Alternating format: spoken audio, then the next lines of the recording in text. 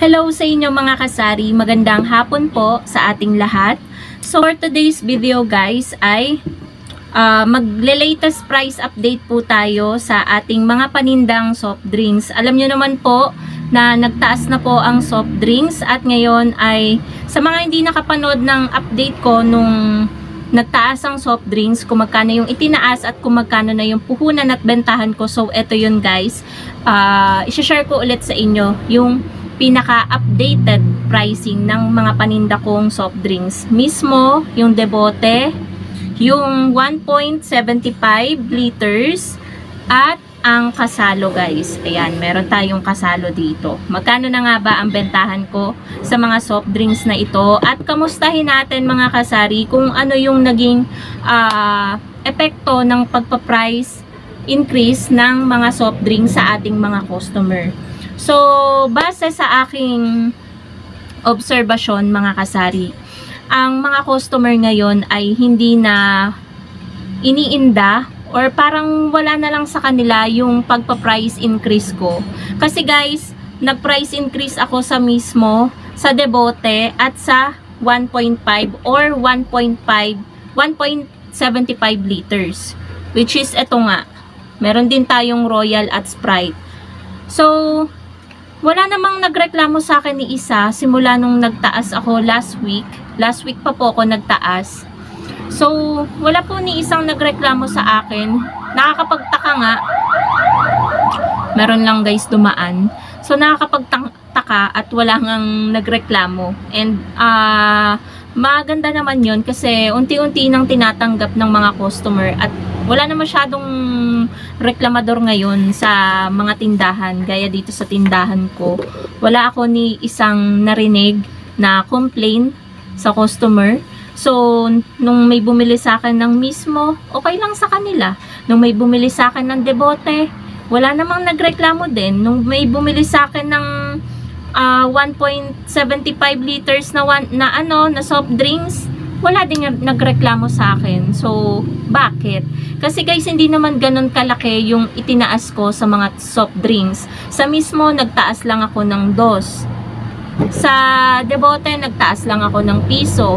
Sa 1.5 or 1.75 liters, nagtaas ako ng 5 piso.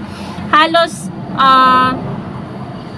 kapresyo ko pa rin yung mga nagtitinda dyan sa labas, yung ibang tindahan. Matagal na sa kanila yung presyo ko ngayon na ganun yung presyo nila. So ako ngayon lang ako nag-adjust or nag-price increase sa 1.5 or 1.75 liters. Nakakalito kasi guys eh. Pero hindi ko alam kung kailan mawawala itong papri na 250 ml. Pero marami akong nadidinig mga kasari na itong may free na 250 ml, matabang daw ang soft drinks. Lalo sa Coke. Hindi ko lang din alam kasi hindi naman ako nagtatry mag-open ng ganito kalaki. Baka naman tayo may-UTI kapag nag-open ako nito para lang mapatunayan sa inyo na kung matabang ba or hindi. So, sa 1.5 or 1.75 liters mga kasari, ayan, may tao lang guys kanina sa labas. So, dito, nagtaas po kasi kada isang case or 1 dozen ng 1.5, tumaas po siya ng 12 pesos. So, bali yung dating puhunan sa isang ganito ay 59, ngayon 60 pesos na po ang puhunan. So, bakit po ako nag-adjust, nag-price increase kahit piso lang naman yung itinaas? Kasi po mga kasari, nakailang pagtataas na din po ang 1.5 pero hindi po ako nagtataas. Nung nakaraan, 70 pesos lang ang 1.5 ko. Pero ang normal na bentahan talaga nun ay 75 pesos kahit sa ang tindahan. So, nung nagtaas po ulit, napag-decidean ko at medyo lumaki na rin yung mga 1.5, naging 1.75 liters. Ang laki yung nakukuha niyang space sa ating rep. Alam niyo naman yung rep natin ay isa lang. So, pag nakaganyan siya, ang laki na kukuha niyang space. So, pag nakatayo naman, hindi rin pwede. So, ayun, kaya naisip ko mga kasari na medyo mataas din ang singil sa kuryente, magtaas na talaga ako, gawin ko ng 75. So, ayun. So, bali, ang puhunan po nito sa isang case is 720. So, bali, ang tinutubo ko po dito, 60 na yung puhunan ng isa, 15 pesos mga kasari ang tubo ko dito. Okay lang yun mga kasari, sakto lang yun dahil mahal din naman yung puhunan niya at pinapalamig pa po natin siya sa rep. Hindi naman siya binibili ng customer ng hindi malamig, 'di ba? So, next naman po mga kasari, dito tayo sa kasalo. Dito po ay medyo madilim lang kasi medyo makulimlim na guys, parang bubuhos ang malakas na ulan. Sa kasalo, tumaas po siya. Pero ako po ay hindi nagtaas kasi okay pa naman po sa dating bentahan na 30 pesos. Basta may bote yung customer na dala kapag bibili sa'yo. So ito, dating 262 ang isang case. Ngayon ay 268 na po. So tumaas po siya ng 6 pesos kada isang case. So wala naman po siya, hindi po siya, bali 50 centavos lang po yung itinaas niya sa isang bottle na to ng kasalo. Kaya po, hindi po ako nagtaas. Bali 268 mga kasari divided by 12. Ang puhunan po niya ay 22.33. 30 po ang ating bentahan, kaya meron pa rin naman po tayong tubo na 7.67 pesos or 7.66. Yan. So, yun po. Pero basta may bote dapat dala. Hindi po ako nagbebenta nito sa customer nang wala silang bote. Basta dapat may bote palagi. Kapag nakikita kong wala silang dalang bote at sasabihin nila magde-deposito, hindi pa rin po ako pumapayag. Di ko pa rin sila binebentahan. Why? Kasi kapag nagdeposito sila, kahit naman gawin mong 10 piso yung deposito, basta tamad magsauli si customer, mauubos yung bote mo. Sa ahente naman po, basta wala kang bote, hindi rin po napayag yung ahente namin dito na magde-deposit din kami.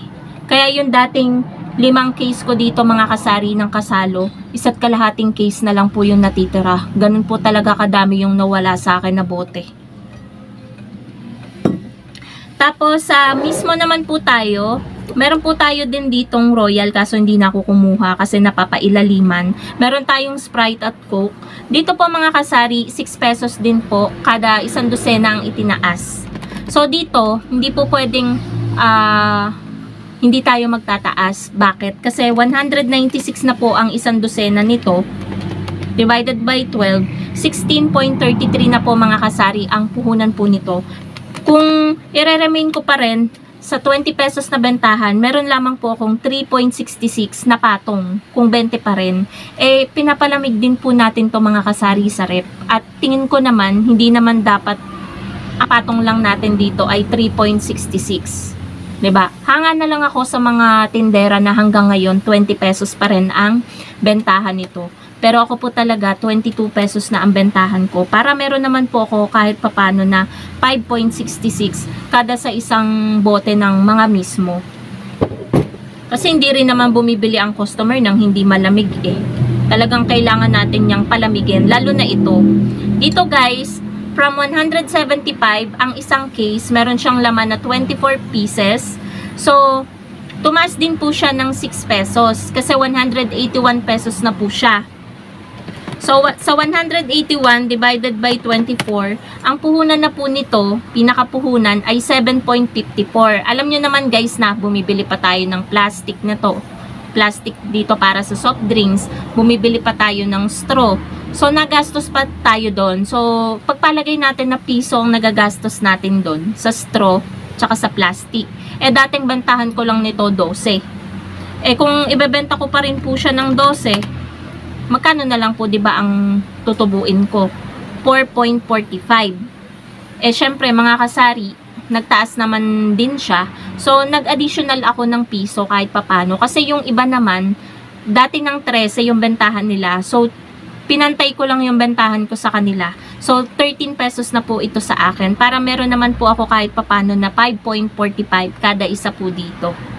So, yun po mga kasari yung updated pricing, latest price ng mga paninda ko pong soft drinks dito po sa aking tindahan. So, yun po ang sa tingin ko na tamang presyohan ngayon ng soft drinks. So, ayun po mga kasari, yan lang naman ang ating vlog for today. Medyo bumubuhos na rin ang ulan kung maririnig nyo, pero medyo mahina pa. Malamang di nyo pa naririnig. So, medyo madilim na rin ang paligid. Ayun po mga kasari, dito ko na rin tatapusin ang aking vlog. Thank you so much for watching and happy selling po sa inyong lahat. Bye guys!